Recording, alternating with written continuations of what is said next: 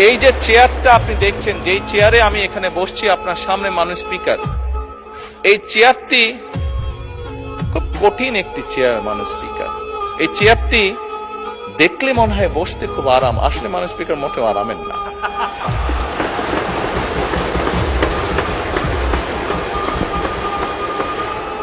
এই চেয়ারটিতে বসলে মাননীয় স্পিকার প্রতি মুহূর্তে মনে হয় যে আগুনের তপ্ত হিট আসছে মাননীয় স্পিকার। আসার কিছু নেই, আমি যা ফিল করি আমি আপনাদেরকে তাই বলছি,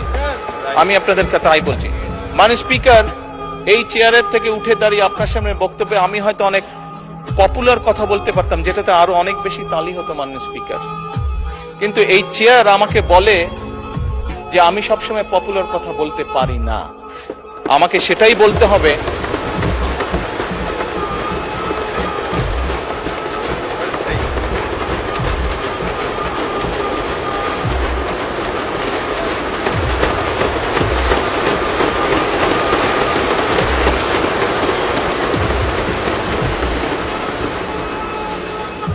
মাননীয় স্পিকার। একজন রাজনীতিবিদ হিসাবে আমারও তো ইচ্ছা করে পপুলার কথা বলতে, যাতে জোরে জোরে তালি পায়, কিন্তু এই চেয়ার প্রতি মুহূর্তে আমাকে স্মরণ করে দেয়, no, you have to take the right decision, not the popular decision.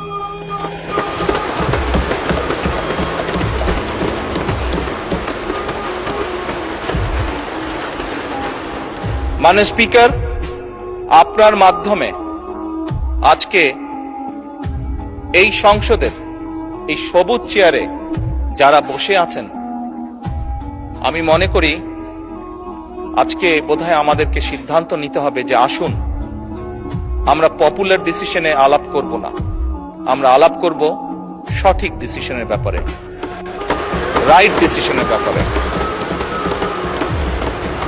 মাননীয় স্পিকার, আজকে এই সংসদ অধিবেশনের শেষ দিন, আজকে অধিবেশন শেষ হয়ে যাবে।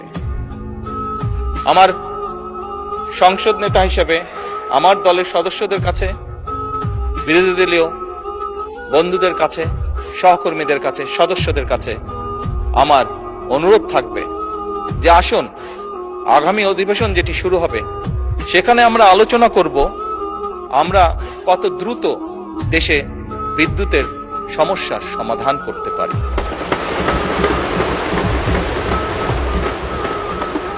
মাননীয় স্পিকার, আমরা আলাপ করতে চাই, আমি আলাপ করতে চাই আগামী সংসদে কত দ্রুত আমরা কত বেশি সংখ্যক মানুষের কর্মসংস্থান, দেশেই হোক বিদেশি হোক, তৈরি করতে পারি। মাননীয় স্পিকার, এই সংসদে দাঁড়িয়ে আমি আলাপ করতে চাই যে আমাদের শিক্ষা প্রতিষ্ঠান, আমাদের হাসপাতালগুলোতে কত দ্রুত শিক্ষা এবং চিকিৎসা সুবিধা আমরা পৌঁছে দিতে পারি।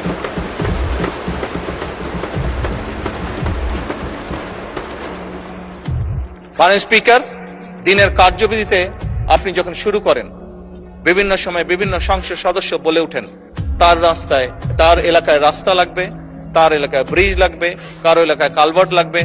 স্বয়ং বিরোধী দলীয় নেতা ওনার এলাকার সমস্যার কথা বলেছেন।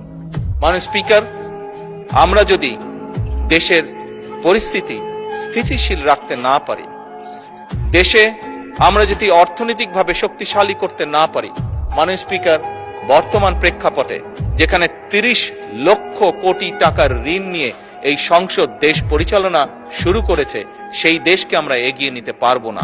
আমরা যদি একটি স্টেবল গভর্নমেন্ট রাখি, আমরা যদি একটি স্টেবল পার্লামেন্ট এনশিওর করতে না পারি, মাননীয় স্পিকার, আমরা কোনোভাবেই এই দেশকে সামনে নিয়ে যেতে পারবো না। মাননীয় স্পিকার, এই দেশকে যদি সামনে নিতে হয় তাহলে অবশ্যই আমাদের উভয় পক্ষকে একসাথে কাজ করতে হবে। হ্যাঁ,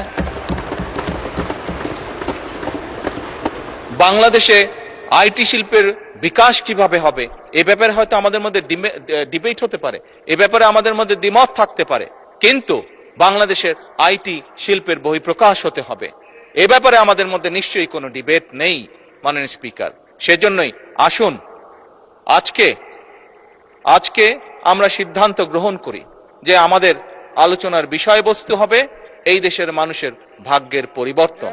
আমাদের আলোচনার বিষয়বস্তু হবে আমাদের আলোচনার মাননীয় স্পিকার আমাদের আলোচনার বিষয়বস্তু হবে যে আমরা অন্য দেশের উদাহরণ দেব না, বরং আমাদের দেশকে আমরা সামনে এগিয়ে নিয়ে যাব। মাননীয়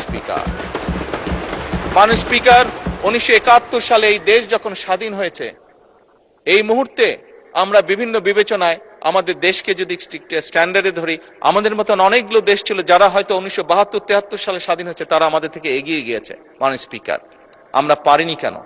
বিকজ বিভিন্নভাবে এই দেশকে একটু আগেই যেটা বলেছি মাননীয় স্পিকার, বাধাগ্রস্ত করা হয়েছে গণতন্ত্রকে।